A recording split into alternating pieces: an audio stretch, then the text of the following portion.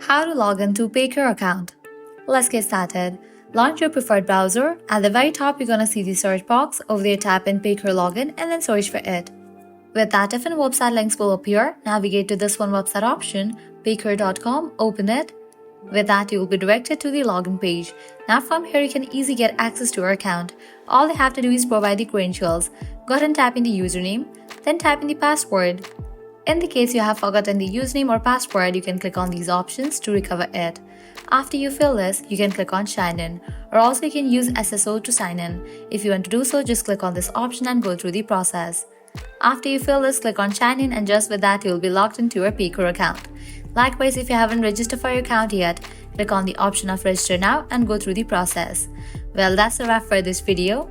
If this video was helpful, smash that like button, share and subscribe to our channel. Thanks for watching.